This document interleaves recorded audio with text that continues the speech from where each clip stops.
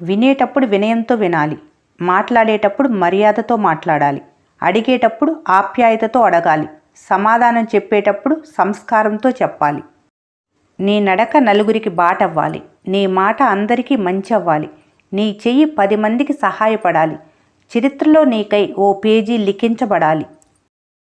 తన అభిప్రాయాలను మార్చుకోలేని వ్యక్తి తన పొరపాట్లను ఎప్పుడూ సరిచేసుకోలేడు. కష్టపడటం మెట్లు లాంటిది, అదృష్టం లిఫ్టు లాంటిది. కొన్నిసార్లు లిఫ్ట్ విఫలం కావచ్చు, కానీ మెట్లు మనల్ని ఎప్పుడూ పైకి తీసుకెళ్తాయి. చిన్న చిన్న మాటల్లో ఆనందం వెతకటం అలవాటు చేసుకోవాలి.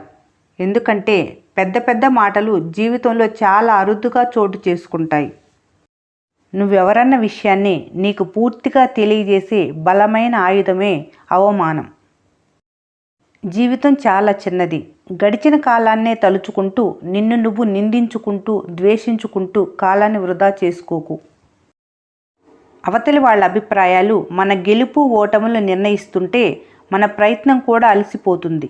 కాబట్టి వారి అభిప్రాయాలతో మనకు పని లేదు.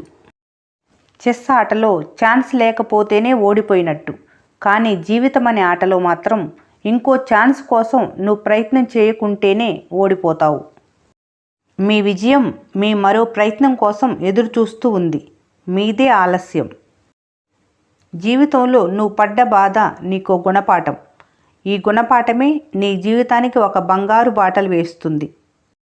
మాట్లాడే మాట, దాచుకోలేని ప్రేమ, అనవసరమైన కోపం, మళ్ళీ తిరిగి రాని క్షణం, వీటితో జాగ్రత్తగా ఉండకపోతే కష్టాలు తప్పవు. కాలం కంటే వేగంగా మారే మనుషుల మధ్య బ్రతుకుతున్నాం. కాబట్టి ఎవరిని అతిగా నమ్మకు.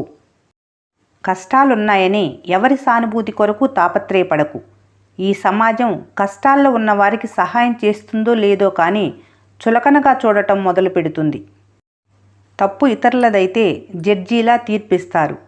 అదే తప్పు వాళ్ళదైతే లాయర్లా వాదిస్తారు.